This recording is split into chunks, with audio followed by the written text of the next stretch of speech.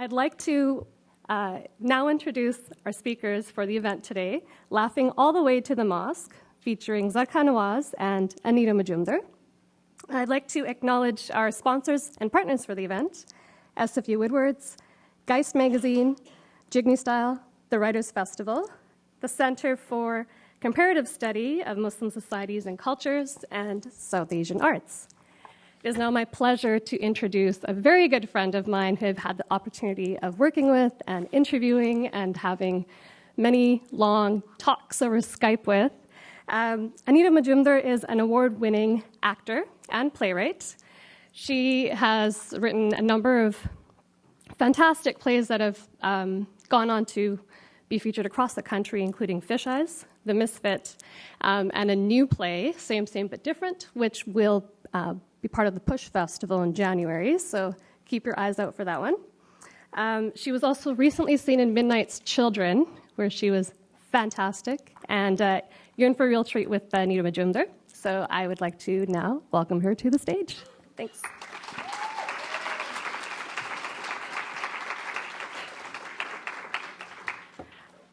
It is always so fantastic for me to come back to my hometown of Vancouver, and this is particularly special for me because Zarqa is a bit of a hero to me.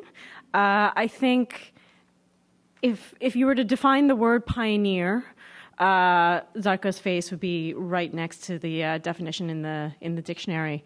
Zarqa has paved the way for so many creators and writers of color across this country. What some may term her work as being controversial, others would term as being severely brave, and all because it's insanely funny.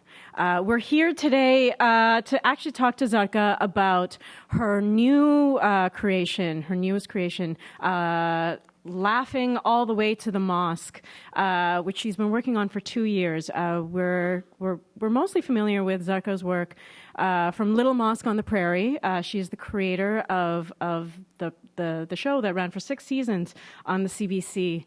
But Zarqa also has a Bachelor of Science from the University of Toronto, as well as her Bachelor of Journalism from Ryerson. She claims that she was bored of journalism and then found her way into filmmaking and has had 2 works premiere at the Toronto International Film Festival. If that isn't enough, she's now written this book and has 4 children. So hopefully in the next hour, we're going to learn how Zarqa does all of this and puts us all to shame. So please put your hands together and help me welcome Zarqa Nawaz.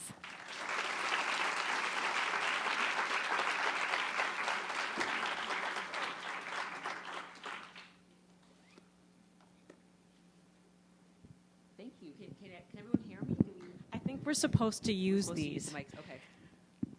Okay. So, is that better? Is okay? Can everyone hear us?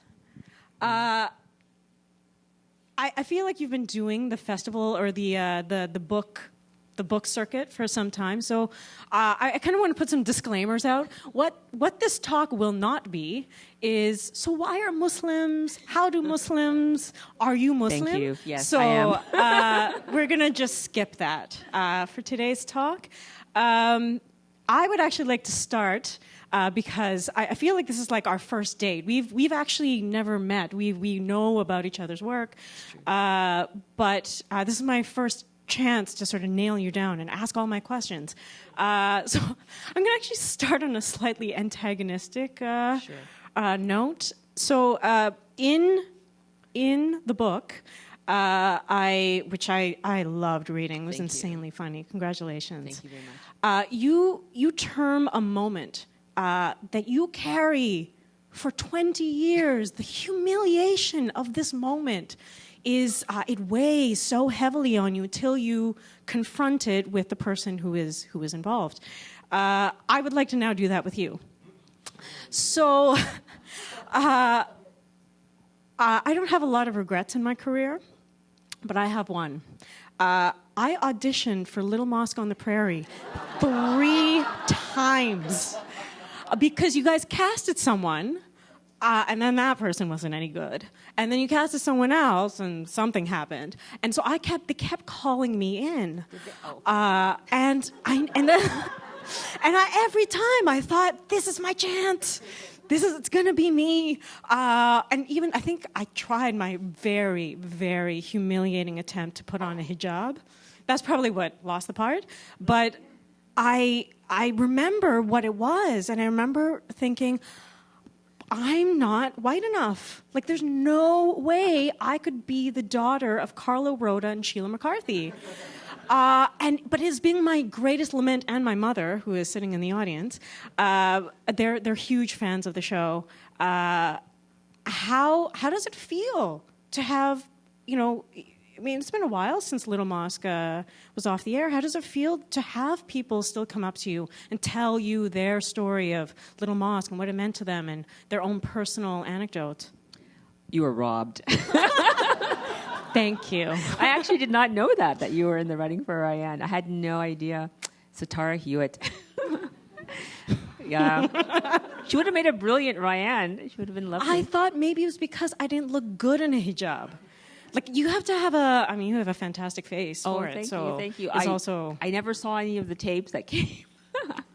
I only ever saw hers, and she, I think the only gig she had was You Bet Your Ass. Do you remember that show? It was a game show, and she had never acted. Well, anything. I stalked her after I found out she got the show.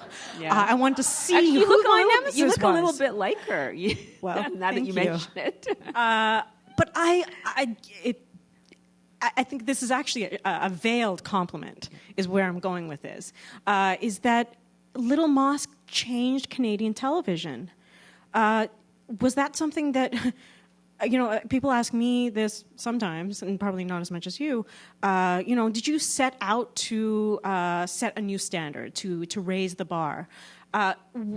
When you were writing Little Mosque, and from what I understand, was the transition point was Me and the Mosque, which was the CBC documentary, which was less funny than, say, Little Mosque on the Prairie. So, how do you reconcile yourself with knowing that you actually changed Canadian television? Well, it's funny because nobody knew, right? Nobody knew what was going to happen. Nobody knew it was going to be successful. I was surprised that they accepted the pitch, to be honest with you, because let's face it, like, I remember being in the entertainment industry, and all I would ever hear is, well, Canadians just can't make sitcoms. It's just a thing. We just can't do it. We've tried, but it's not possible. And you would always hear these excuses, and I would always ask why. And they go, it's because we just haven't, the Americans are this juggernaut, and it's not, we can't, all the eyes are on them, and it's hard to get Canadians to watch Canadian shows. And so literally there was King of Kensington, which was like 25 years ago, and then nothing, like literally nothing that was, where you could say that it was significant. And then suddenly Corner Gas appeared in the horizon in Saskatchewan, which suddenly got a lot of attention and ratings and numbers. And by the time I had pitched Little Mosque, that show was already on the air. And I remember the pitch was about, a Muslim community in a little broken mosque, in a kind of abandoned church in the middle of the prairies, in a little town in the middle of nowhere, and that was the pitch, and it wouldn't scream rating success to anybody, really. Like, that was the last show on earth anyone would say, yes, that's the one that's going to save the CBC, right? Right? And so it was, to my surprise, that the CBC took it so seriously. Like, and I asked Anton Leo, who was the head of comedy, like, why on earth did you take that pitch seriously? And he said, because I was the son of Italian immigrants. And the story of, immigrants coming to Canada and what their experience is trying to fit into the culture and the community and the fears associated from the wider community. He goes, the stories just resonated with him, and he was Italian. And I should have realized at that point, if he was Italian and he felt that the Muslim story resonated for him, what it meant was it was a universal story of newcomers coming to a new country and trying to fit in and forge their identity, like fuse the Canadian identity with the immigrant identity, whatever, faith or ethnic group it was, and that somehow resonated with people of all faiths, of all faith communities.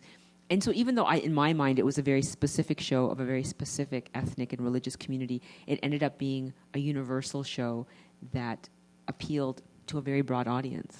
Another very dear friend of mine is here in the audience, Scheherazade Cooper, who I remember she and I had an incredible conversation where we're talking about the nature of work, the way we write stories, and that this term that drives the both of us insane, which is the term universality. That what we're trying to achieve all the time is some kind of general wash where everyone can understand, and that term is in itself quite vague. But that she had read somewhere that actually the way to actually achieve universality is to be very specific.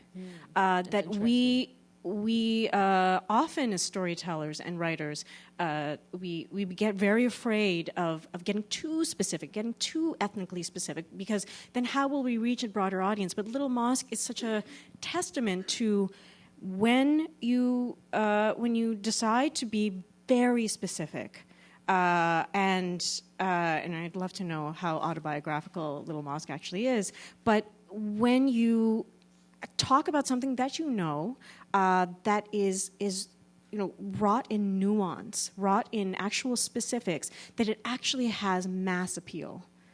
That's really fascinating because I never knew that until I made the show, and I was really honestly surprised when someone from the synagogue or someone from the church would say to me, "Oh my God, I recognize Bobber. That we have a Bobber," and I'm like, "Really?" Because you feel that you are the weirdo, right? No one can be as weird as your group of people. Like nobody can beat us. Like we are at the top, the echelon of weirdness, and then people come up to you going, "Oh my God, that's like that happened in my church," and you're like, "Really? Like you have people like that?" And that it made you feel better about being a human being because you're realizing it's not just Muslims that are the strange ones. Like everybody else has that sort of those dynamics in their own community. Well, it's also a point of cohesion. So it allows for a bonding that wasn't necessarily intended when you wrote it, because you're writing something so specific. So I'll revert back to my previous question. How autobiographical is Little Mosque? Well, when I first started, because in my generation, I'm much older than you. Going into medicine, going into engineering, where that was the career our parents wanted us to go to, because they had just left countries and situations that had been difficult, and they wanted economic stability for their kids, and so there wasn't a lot of risk taking. My parents still want that. I'm just going to let you know. You know what? Sometimes they're really still hoping that I will become an engineer. You know what? I asked my kids to apply to medical school when they. I hate to say this, after everything I've been through, I'm doing the same thing because. As an artist, you realize how hard it is as an artist. That's what I find. And now I'm like, you don't want to go through this. Maybe you should apply to medical school. And they're like, you're such a hypocrite. You're just like Nani. All the actor parents that I know are dedicated to making sure their children never, ever become actors or artists. Ever. I know. Ever. It's horrible. I feel horrible. But it's just, as a parent, I can now understand why my parents were pushing, because they were trying to avoid the heartache and the hardship that they went through. And so when I started Little Mosque, we didn't have, Muslims who were writers, or really any ethnic group that were writers in the sitcom. First of all, we didn't have sitcoms in Canada, so we hadn't trained a group of sitcom writers. So it was hard. There wasn't a very shallow pool to pick from. So it was me and a bunch of white guys. And so we were doing a show about a mosque, which they hadn't, never darkened the doors of a mosque. So it had to be, they were drawing a lot from my experiences. And then gradually, I hired Saadia Durrani, who was a stand-up comedian from Winnipeg, as one of our writers, and we had other people come in so that they could watch the set, and I wouldn't have to be at the set and at the writing room, because it was hard being sort of torn apart between what the actors were doing and in the writing room. And then my family was in Saskatchewan, and I was flying. I was going to say, I was separated from them, and I was flying back and forth because the show originally was supposed to be set in Saskatchewan. Well, it was set in Saskatchewan, but also supposed to be shot in Saskatchewan. But then it got moved to Toronto. It became a big political decision because no one thought it was going to be that successful. And then the CBC execs were like, we want to really, nurture the show in Toronto. And then suddenly it's like, wait, but my kids live in Regina. So that became this thing where you had to shoot in Toronto, be there for Monday to Friday, and then come home on the weekend and kind of go back and forth for months. And it was this exhausting thing. But I couldn't not go because there was no one to replace me. There were now, thank God, you're seeing many more people from, ethnic communities coming up into the arts, but back then it was very few, and it was hard. Even the acting was hard to find people. Of course. So, what do you think it is about comedy? What is it about comedy that you think actually helps tell your stories better? You know, that's always a question that I feel like it's hard to answer because I don't know. I should ask you that question. Because do you feel that if you analyze what you do too closely, it'll jinx the works? Do you feel? Because I feel like because people go, well, where does it come from? How do you do it? And I'm like, oh, I don't want to think about it too much because if I do, then it'll come apart. It'll unravel because it's this kind of magic that you kind of find and you have to work. I mean, it's like a muscle. You have to work at it to get better at it and to hone your craft. But to think about it too closely, I leave to the academics and the people who do their PhDs and to sort it out because I feel like I guess the critics, like to allow them to dissect the thing that makes things intuitive. funny. How do you explain it? I don't know how to explain it. It's funny because I've had to write a number of grants explaining my work, and it's the only time I've analyzed my own work. And the thing that you're trying to do in a grant is say, hey, this is what I do that's so unique, and I'm changing the landscape of Canada, and give me money. So you're sort of you're trying to talk about yourself as though you're reviewing your own work, but it has no negatives. But when I think about taking comedy, the thing that I find I'm the most questioned about is, but you're like a brown girl. How can you be funny? One of the biggest hurdles has been like, oh, when I saw you in that Indian dance costume, I didn't know you were going to be funny. What is it about this sort of the expectations that we have with the perception of the South Asian woman that we suddenly stamp and say, oh, I've already made a decision about you. You are going to follow this sort of narrow margin that's been fed to me by a certain kind of media. Why is it so shocking that woman can be funny and can be a funny writer? I remember thinking sometimes, especially when I was in a room full of male writers, and I would come up with a joke, and they would look at me like I discovered plutonium, right? Like, did she say that? Did that come out of her mouth? And it would be like, you suddenly realize that they weren't expecting me to be as funny as them, or that I could pitch just as well as they could. And you realize that, there's a lot of sexism in the comedy world, but we're lucky Tina Fey, Amy Poehler, Melissa McCarthy, like they're coming up and they're proving that, women can be just as funny as men and they can helm projects like Bridesmaids, Heat, Sandra Bullock, that great film with Sandra Bullock and Melissa McCarthy, and they could be bestsellers and they can do really well, and that women could be just as funny as men and have their projects be just as successful as male projects. So it's like a double thing. It's a gender thing, and then it's a race thing. Yeah, that's what I was going to say. Like with us, then it's not just that we're women. It's like, oh, woman of color. And it's like this giant and you have to prove yourself. You have to prove, and that's why and sometimes you feel like you're not as good as. And so when the reviews of the book came out, and they were like, "It's so funny," and it was like, "Really, you think so?" And I remember thinking, why am I questioning my abilities, right? Because it makes you, self-doubt, and you're always wondering, "Am I as good as?" And you're like, "Yeah, I should own it. I am as good as," and it did make people feel funny. And because we were writing Little Mosque in a team of like 7 to 9 writers, and we're all pitching, and it makes you feel insecure. You're like, did my joke get through? Was I as funny as that guy? And so it feeds that insecurity. And so when the book came out, and I was asking my editor, maybe we should hire a group of 7 to 9 writers. They can punch up the book. And she's like, no, that's not how publishing works. It's like, you're the writer. Your name is the only name on this book, and it's going to be you, and that's all there is to it. And I'm like, but then that'll be it. I'll be exposed as, whatever talent I have, it'll be in there. And oh my God, what will happen? And so literally, I was really, really worried. Like, what if it's not funny? What will that say about me? And that insecurity just kills you. Does that? Do you feel that pressure? Oh yeah, because you're insanely funny. Oh, thank you. I mean, you have 6 seasons behind you, but do you feel? Because I know I feel that. I remember when I was writing The Misfit, it just wasn't happening. I was trying to write joke after joke, and it was so forced, and it was the freak out feeling like, oh no, this is my thing. No one's going to come see this. If there aren't some good jokes, do you at a certain point find a way to release the pressure of being funny and just write, or do you find a way to move through it and go to that special place where the jokes are? I think it helps being really neurotic because you feed off that. You think about the people who are funny, right? Woody Allen, and they're very neurotic, and I think it helps to be worried and to be anxious, because then you can write about that anxiety and that worry, and then try to spin it somehow into comedy. And being Muslim, especially in this day and age, makes you very neurotic. Right? Because every time you turn on the TV, you're like, oh my God, it just doesn't end, right? The crazy stories, and you're just you have to turn it off and try to breathe and say it'll be okay and calm down. And, you've done speeches before, people laughed, everything will be fine. What is the worst thing that will happen if people don't laugh? That's not the worst thing. No one's going to kill you. There's not a mob with torches and they're not following you around. It's okay. I was expecting jokes. Yeah.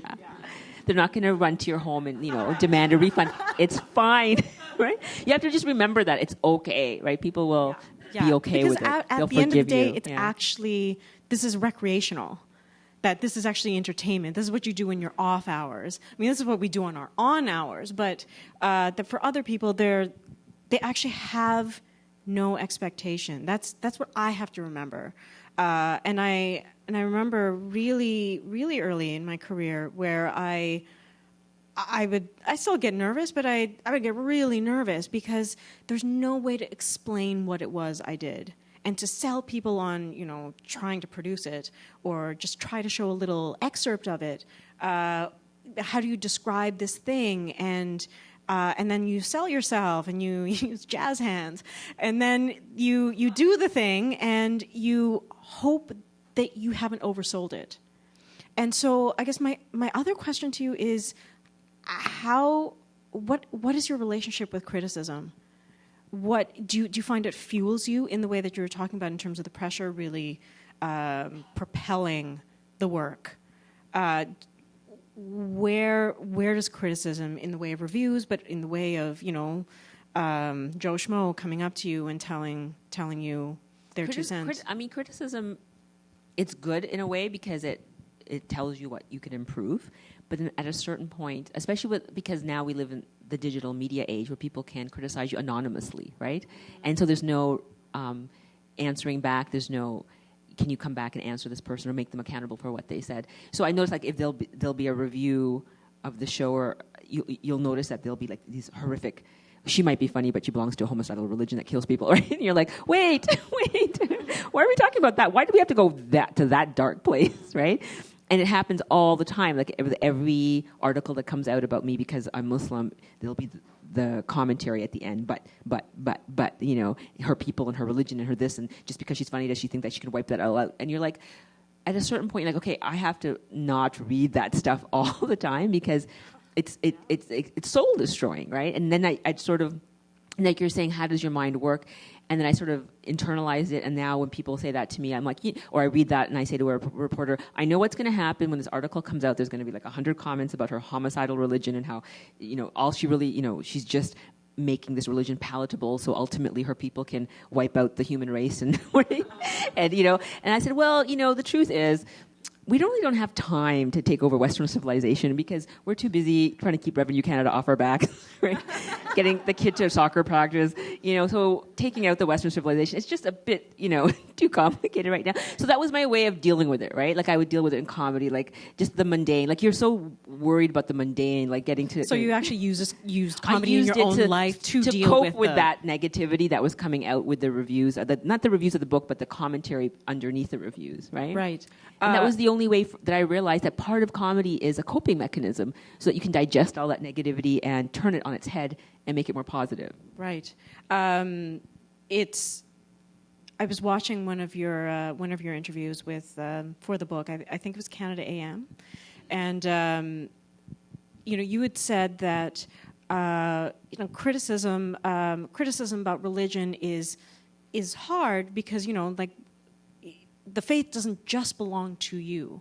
That you can, if someone doesn't think the show is funny or the book is funny, they're entitled to their opinion. And I was really struck by that comment because criticism from a religious standpoint is one thing, but also artistic criticism. Like, do you put those 2 points of criticism in 2 separate sections, in 2 separate categories, or does one hurt more than the other?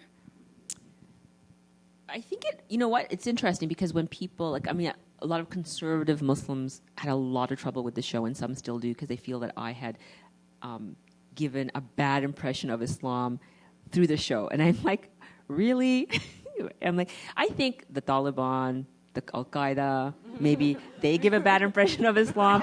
I'm thinking, I don't know how the show is really doing that. Like, they're like, yeah, but Halloween, we shouldn't be, you're encouraging kids to go to Halloween. I'm like, I think you're missing the big picture, right? If that's what you're worried about. Right? And I have to not let that get to me because I'm realizing they're coming from a certain But it's also easy, right? That it's easier to pinpoint the blame on this lovely South Asian woman who's funny than it is to take on the Taliban or to take on the Al-Qaeda. You know what I mean? Like, you're more accessible. Yeah, it's like, hey, I can't talk to them, but I can talk to you. How dare you do this to Islam? Yeah. So I got that, and it took a long time to understand where on earth that was coming from, what are you talking about?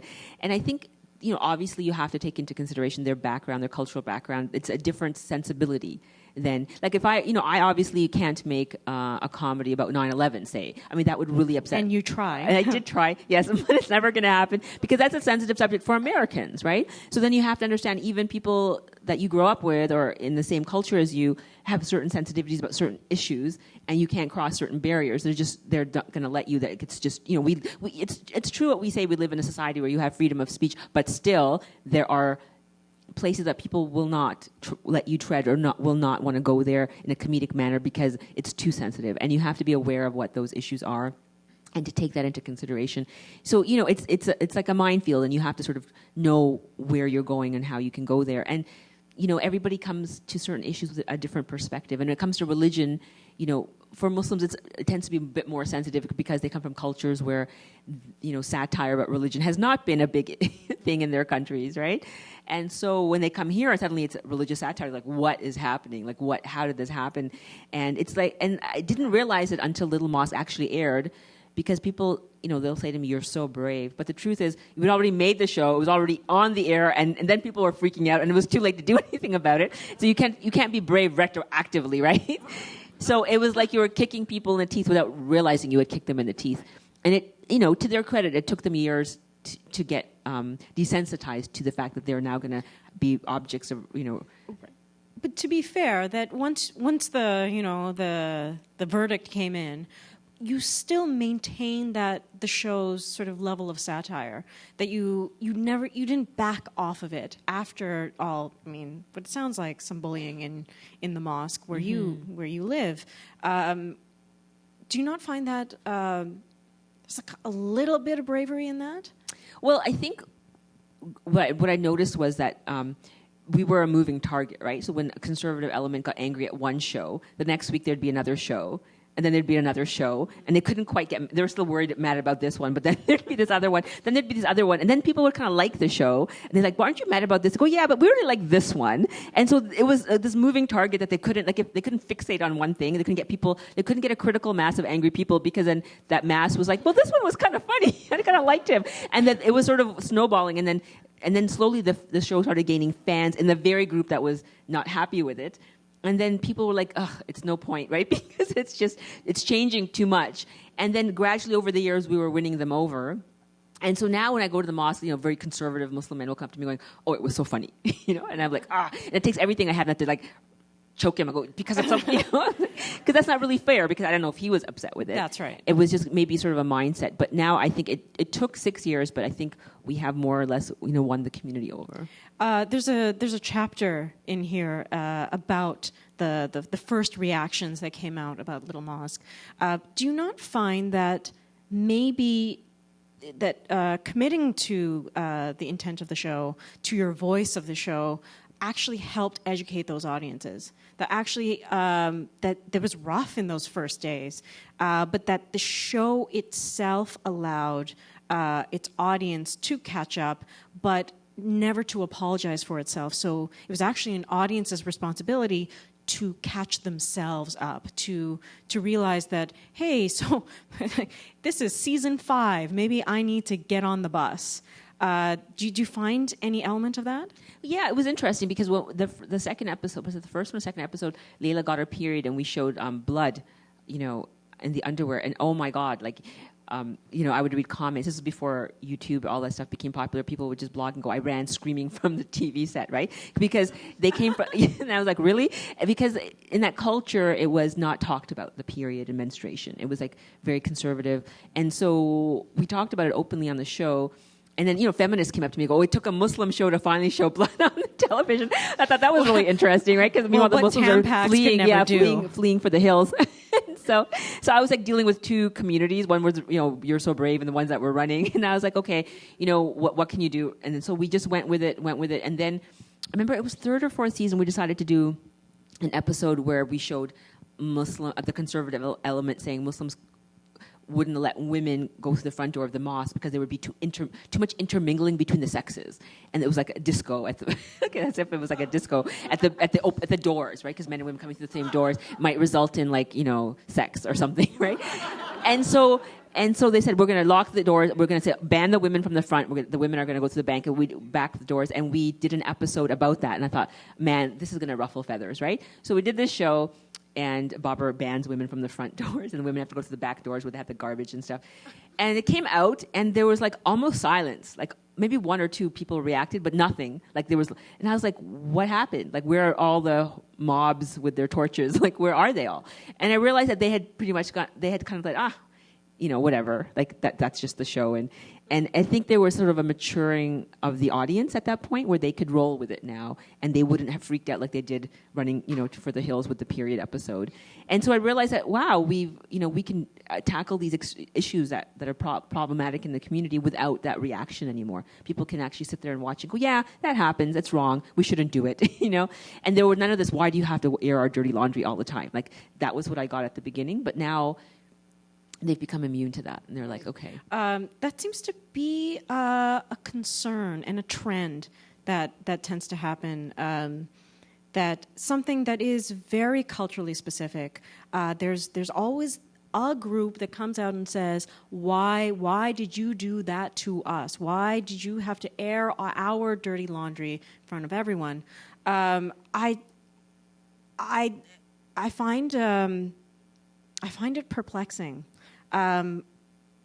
It's interesting to see how many fans of Little Mosque there are who weren't Muslim. And so I guess my question to you is how, if you can answer, how much of the fan base of that show was non-Muslim? It's a good question. I asked the person in the ad department this question because I don't know if you guys remember, there was a show that came out I think a year or 2 years ago called American Muslims, and it was about the Shia Muslim community in Detroit. And it was a reality-based show, and it didn't last very long because I think there was a guy in Florida who started the Family Florida Association, just one guy, and he sort of started this thing about because it was a reality show of regular Muslims playing football and just doing ordinary things, and he's like, oh my God, they're whitewashing the American Muslims as normal people so that they can, so the terrorists can take over, something like this, right?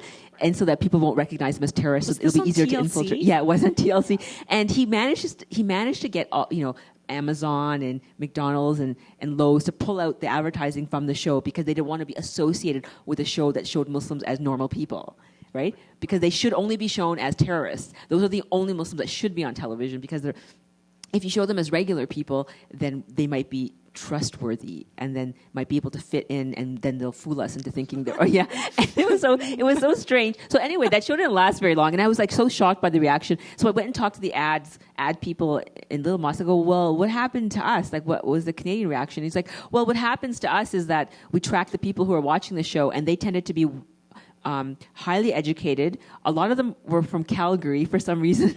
I know. And women, the demographic skewed women, highly educated women. And so we ended up selling more ads to luxury products like banks and insurance companies and cars. and things like that. So we targeted like those products because of the type of demographics we had, which I thought was fascinating, right? The difference between the two countries in terms of how they reacted to two shows. What I find really fascinating is the surge of popularity with Shahs of Sunset, which, if you have not watched the show, it is amazing. It's basically the Kardashians, but with Persians. And they're not all Muslim, but the viewers, for the most part, don't know the difference. But it's fantastic because all they do is buy things in Beverly Hills and have these fabulous lifestyles and then have hookups and like your standard sort of reality TV fare. But this show has taken off, and it's also... what's his name? I'm losing my mind. American Idol. Sorry? Ryan Seacrest. Thank you, Naveen Giran. Ryan Seacrest has produced this show, Shahs of Sunset, which you can watch on Omni, and you can BitTorrent it, I guess. But I watched this show, and it's bizarre because it's wrapped in this sort of, we're Persian, we're different kinds of Persian, like some of us are Christian. There's like the knowledge network portion, which is like 15 seconds, and then the rest of the shows they just buy Chanel things and they buy like a lot of money, and that what it's actually offered, which Americans are really familiar with, is capitalism. So it's like a 45-minute show basically about like buying things, but not at Walmart, at places that we all covet to buy. That in its own small way, despite its superficiality, is actually helping propel the branding of people of color, particularly of a nation that it's been demonized. Might be Muslim. Yeah, well, that's incredible. So they beat the guy from the Family Florida Association, right? So that they are taking over the Western world, and they're gonna. Truly. Yeah, they're gonna take over. To loop back to this conversation about criticism, we were talking in the green room a little bit about your family's reaction to the book. Can you tell me a bit about what your kids said when they read a draft of the book? This is why I was so worried about the book, because my eldest daughter was like, well, if I wasn't your daughter, I would never read a book like this. and so she read it, and she was okay with it. My second daughter was like, meh, I could do a better job, right? And my son was like, really, like he's in there and he got circumcised in the book, and he's like, so how am I in there? I'm like, oh, he goes, and he's very, he's a teenager, so that's where they're the most embarrassed by their mother. And so he feels utterly humiliated that the only reference that he's in there is when he gets circumcised. So he's just like, hopefully he's hoping the book doesn't get to his teenage friend. He won't catch on among high school, because then they'll realize that he's in there as the circumcised boy. Because there's a thing where, when the comedy of his birth is that he was my first boy, and when I looked at his penis, I said to my husband, oh my God, he's deformed. And my husband looked at me and said, that is what an uncircumcised penis looked like. And I was like, well, how am I supposed to know, right? Because every penis in my life has been circumcised, right? And my son here, who's the youngest, he feels the book picked up when he was born, and he recommends the chapters onward from that point. Those are his favorite chapters. So he's the true fan, I think. Yeah. And the true star of the book. You speak a lot about your sort of ongoing, challenging relationship with your mother, which is something that I have also written about. We've figured it out, Mother. What was her reaction? I was so afraid. I didn't want her to read it. Everyone's been asking me that, but she managed to get a copy at the launch. So I actually hid the previous issue.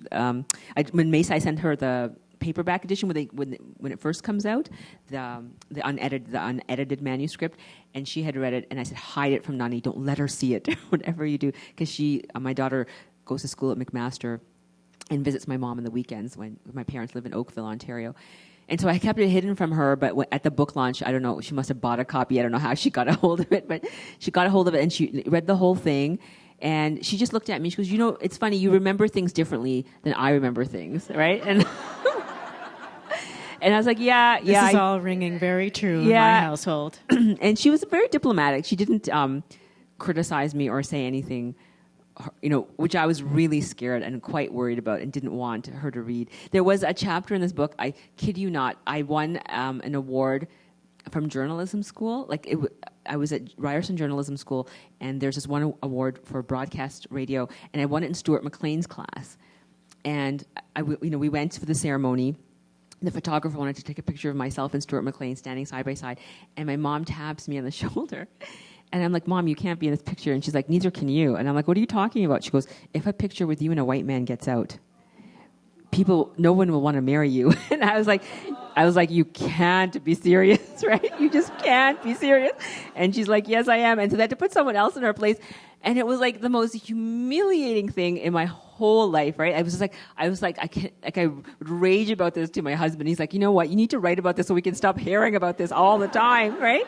And I waited for 20 years when Stuart McLean came back to Regina. He was doing his Christmas show. And I managed to argue and fight my way to the green room at the back. And I said, come here, Stuart.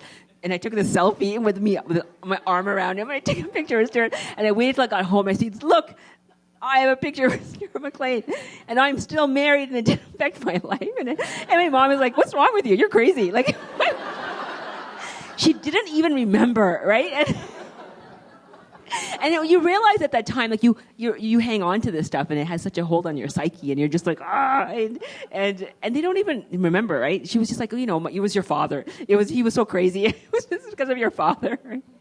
I find that so true, though. Like we hold on to these things, and they shape us. They, like 20 years. You hang on to that stuff. That makes you who you are. Yeah. And to suddenly have a parent say, yeah, but fine. Like, why does that bother you so much? Why are you thinking you should let it go. Yeah, I know. That's the worst. You should let it go. Have a parent actually say, you should really let that go now. Like, I know, right? It's like the ultimate, and so then you have to write about it just so that you can finally let it go. Exactly, that's actually the process of letting go. Because you want everyone to say, "Wasn't that crazy? Wasn't that crazy what she did?" Right? And it's infuriating when someone actually says, well, I guess, because it'll never reach that sort of zenith point of outrage that you feel. And it's just gotten worse over 20 years, much like my own with Little Mosque on the Prairie. Yes. I'm reconciling. This you talk have to write has about really it. helped. Write a chapter. You got to write a book. Get it out. I have been hogging Zarqa for the last hour. And as many of you know, this is the month of Ramadan. And Zarqa will be breaking fast very soon. So we are now going to move on to the audience participation segment of our evening, where you may ask Zarqa all your burning, dying questions. We ask that we leave Islam out of tonight's evening. Zarqa is not responsible for all the happenings of Islam. So any burning questions to Zarqa, not Islam, fire away. Yes. Do we have a mic? Do we? Okay. Fantastic. We have a question right down in the front here. Do you have a friend with a mic? Thank you. Yes. Thank you for sharing your knowledge. My question is your experience with First Nations people. Have you had when was your first contact with First Nations? It's interesting that you asked that, because I grew up in Ontario and I did not have any contact with First Nations, and then I moved to Saskatchewan, and it was like the learning curve was just incredible. Like, my daughter is taking courses at the First Nations University, and it's, I'm embarrassed to say that how little I knew about the First Nations community and what they've gone through. Like, and I'm complaining about my picture with Stuart McLean, right? Like, it's unbelievable, what the First Nations community has gone through and continues to go through, and what I'm learning and making friends and friendships and alliances. It's been an incredible experience in Saskatchewan. And do you have any plans to make a film or a comedy show with the First Nation comedians? I would leave that to the First Nations people. I feel that they've actually been the pioneers of comedy. And they've done incredible work in television and radio. Incredible work. Yeah. Do you have any other questions? We have a friend in the front. I would like to know if you have any intention or plans to maybe create another television series or maybe a set of books or CDs or a movie based on your work? It's a good question. My agent has the same question for me, too. What is next? And you're like, oh, my God, I just finished the book. Making a television show is incredibly difficult. You have to go through incredible hoops. I was very fortunate that I literally lucked into a successful first show, because that is not the traditional trajectory of a television writer. They usually suffer for years and years and years writing other people's shows before they get a chance to make their own show. And I have learned that now that I've had the successful show, I'm now in that trajectory where you're trying to pitch and sell shows. I've pitched and sold pilots to U.S. networks, but it's like literally a 99.9% failure rate, because what happened, not just for me, but for the industry, because what happens is the American networks buy like 150 scripts, and then maybe they'll shoot 3 or 4 pilots, and maybe they'll test them, and then maybe one will go, and then maybe that one or two will, it'll fail. So you see it every fall. You'll see all these shows come out, and then, it's such incredible. The odds are against you when it comes to making television. And so what ended up happening was I wrote 4 great pilots, and when they died, the networks own those pilots, right? Because they paid for them, and then they just sit on them, and that's the end. And no one gets to read or hear from them. So what I wanted to do was write a book, because then at least if the book never gets made into a TV series, it still exists as a thing that you can share with the world. So I think I'm going to try a different tact, where instead of writing a pilot and then it disappears forever and then you can't really tell anyone. Because I can sit here and tell you guys, I wrote 4 great pilots, but you'll never be able to read them because they're owned by the networks. Whereas I think what I'm going to start doing is writing books that can be made into TV series. And so if they're not made into TV series, they still exist in story form. And because I feel that when you write a story, it has this life, and it deserves to be read and seen by people. And that's the thing about publishing. So has your first launched book, has that created a new craving to it does to write books? It's a different genre. I mean, television is much more, there's only so much you can tell in a television show. Like you're limited just because of the amount material. of minutes you have. Yeah. Well, you can't go inside their heads, you can't go internal, you can't have internal well, I guess you could with talking out loud, but I feel with writing, there's you can go deeper into a character, and literature is a more nuanced form of writing. So I'm exploring the idea of writing more, maybe like novels, comedic novels. You also have a different relationship with audience in that way. That there's actually a far more direct route to your audience when you, the writer, exist as the writer. It's not like you're writing through Amar or through Babar or Rayan. That there's no pretense that you've written the book, this is your voice, and so the audience then feels like they have an access point to you. There's something about that. They can find you through the book. It's true. I mean, I feel it's interesting because I never thought that a book would engage people in the way that it has, and I've been quite honored by the way that people have been reading it and telling me that it reflects their story, and it's been so relatable and universal. Right? And it's been fantastic. I've been, I didn't think that the reaction would be so strong to this book as it has been. And we also think, that our attention spans are so short now because of this digital age, that we accept our information in sort of short snippets, that we need it to be very fast. And so there's a feeling that, maybe reading is going out of style, but people are loving the book. And I actually think...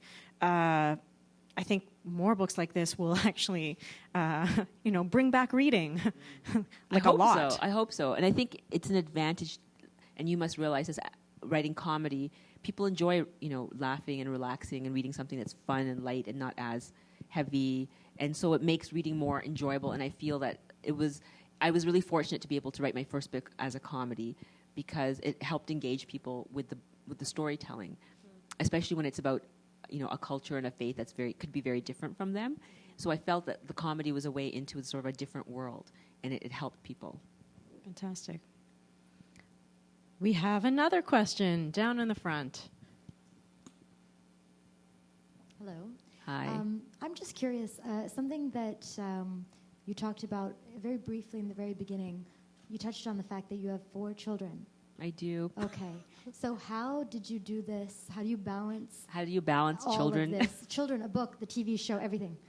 You know what? There's no easy answer. I would say that I had a very supportive partner, very, very supportive. My husband he recognized that desire in me to write and that creativity, and he was extremely supportive and encouraged me and never let me, because when you have children, it's so easy, especially when they're little babies, just to say, I'm going to take a break. I'm not going to do writing for a while. I'm just going to put things on hold. And you can kind of lose yourself in motherhood because it is so all encompassing. Like you could, literally, do it full time. Like, it's like having 2 full-time jobs. But he was always like, no, you have to make time. You can't give up. You can't, you have the skill and his desire. And I was the one pushing, I want another baby. He's like, are you sure? Are you sure we should have another one? And so I would sort of be this crazy scheduler where I would put them to bed at like 6. He'd come home from work and he'd like, where are they? I'm like, oh, they're all sleeping, right? And then I would be writing like crazy, and then, except I'd get up at like 4, right? Because they've had their, so then it would backfire. So I would try to find ways to, I was a big believer in childcare, big believer, right? Which bothered my mom because she came from the world of, you should stay home and mothers should 100%. But I couldn't do that. It was just too hard. And so I would take them to day homes and daycares, and I would realize that it was good for the 2 of us to have time apart, and I would use that time to write and to find the projects in me. And that's what I tell people who want to write. You have to be incredibly self-motivated because nobody is going to give you the job. You have to create your own job. So I would do it between nap time. And in a way it worked with motherhood because I was home and I would write during nap time. I would write at night. I would put them in daycare and I would write while they were gone. And it made you incredibly efficient, right? By the time the last one, he's sitting there, was in grade 1, the school bus would come and take all 4 of them away. And I knew literally, people talk about writer's block. You can't afford to have writer's block. You had till the school bus picked them up, till the school bus brought them back. That was it. That was all you had, right? And so I'd be furiously writing because I knew that was it. I wouldn't, you'd read about, Ernest Hemingway. Oh, I'd have coffee and I'd smoke, and then 2 p.m, I would write, and then I would put it down. And I'm like, are you kidding me? No, there was no coffee. There was no smoking. There was no eating. There was no drinking. There was just writing. And so so being a mother it ended up making me very efficient as a writer because you were so desperate for those hours that you could write, and they were so few and so precious. And once they were gone, they would evaporate. Once they get home, they would eat your brain and alive, right? And so I learned to become very, very, very efficient between their schedules. And so it's between having a very, a supportive partner, believing that there's nothing wrong with childcare, not feeling guilty about daycares. They're a woman's friend, use them. And just being incredibly driven and self-motivated because you have to be in this business because no one's going to give you those opportunities. You have to create them for yourself, which is why I tell my kids, go to med school. It's so much easier. Sorry, you had a question? Yeah. There were a few episodes of Little Mosque where you featured TV Bank, and I was wondering, is that CBC telling you to do this, or was that... Yeah, it was called product placement. Product placement, yes. Yeah. Because they were paying for they would pay for a certain amount of that episode. Yeah, and so as a writer... As a writer, we hated it. We absolutely hated it, and we bristled at it. But now that I look back, I'm like, oh my God, I should be so grateful that a product wanted to be in a show and associated with Muslims and Islam, because it had been in the U.S., they were pulling their products out, and they couldn't afford to make the show.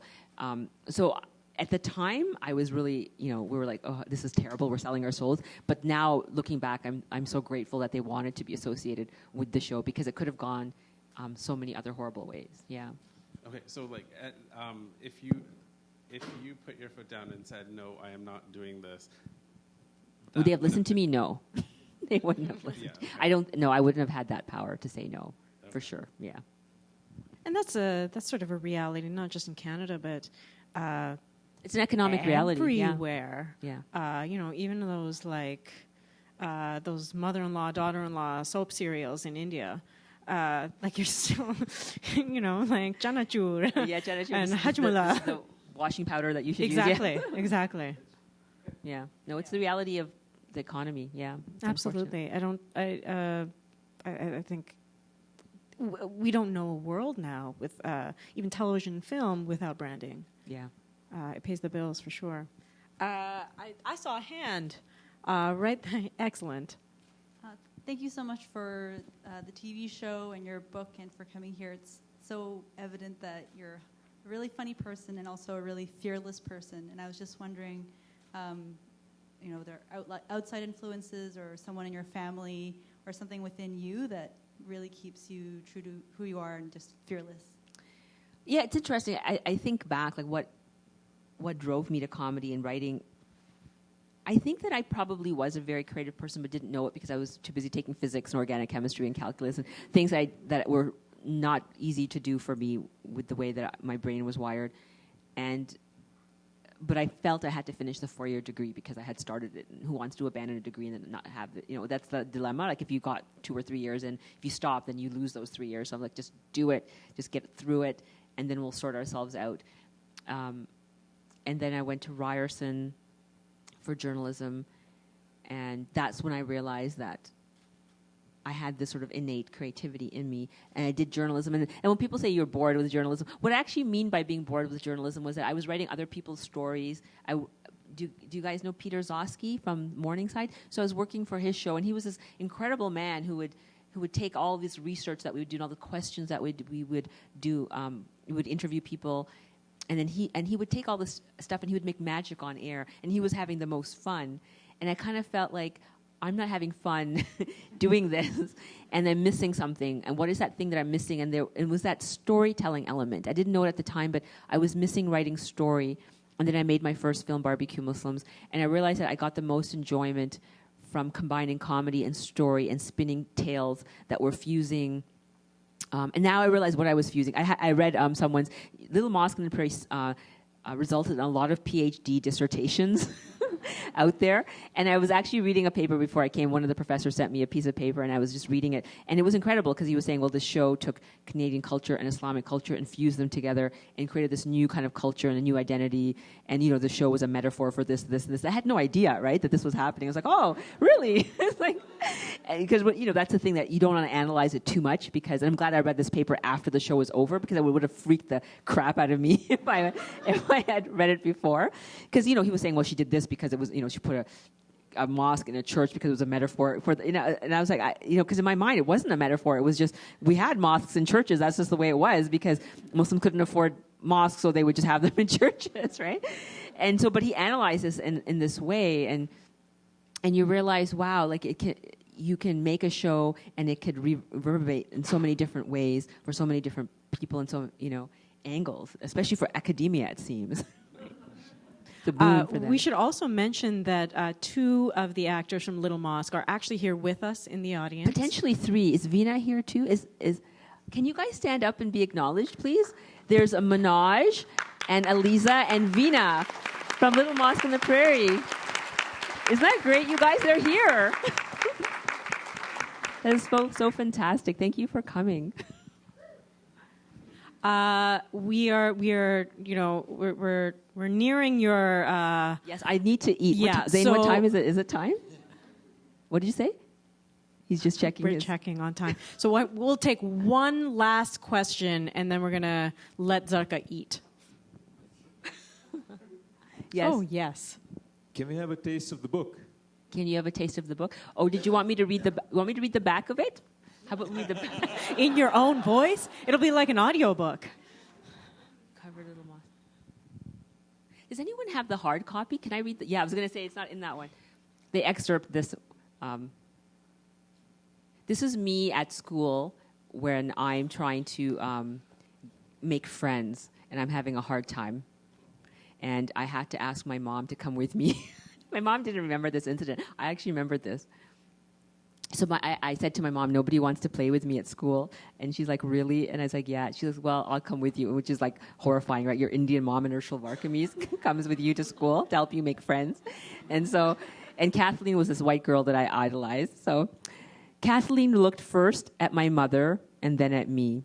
She was momentarily confused by the odd scene of a sad, petulant child wearing a summer dress with brown corduroy pants in the radiating heat, sporting braids that went out of style 100 years ago.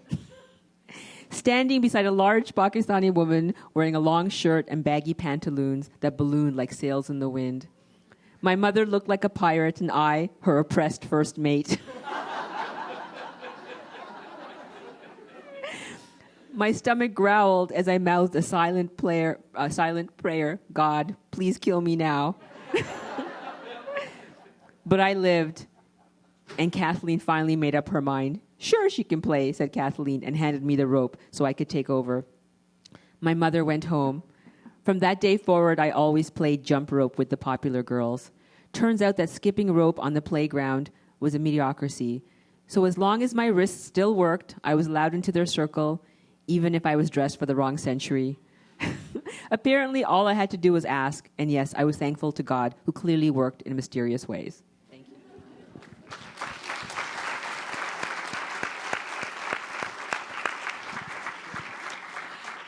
So on that note, I think we're gonna call this a night. You're gonna eat some food. I'm gonna eat. I'll be there signing books. But Zarqa will be signing copies of her book, so you can find those out those doors. Get a copy if you don't already have one. Get it signed by Zarqa. Maybe you'll get a dal stain on it. It'll be like a fingerprint. Yeah, there'll be curry stains on the book from my Exactly. eating. It'll be authentically, Indian. So I'd like to time? wrap up this 5 evening in the most digital way that I can possibly think of by taking a selfie on stage. So you guys can all watch us take a selfie on stage. This is very exciting. This is. Is it working? Yes. Oh, we're gonna just turn. We gotta reverse it. Guys. Sorry. Here we go. Arms long enough? Just. There we go. You guys have been a great audience. Thanks for sticking around for our conversation. Zarqa, it's such a pleasure.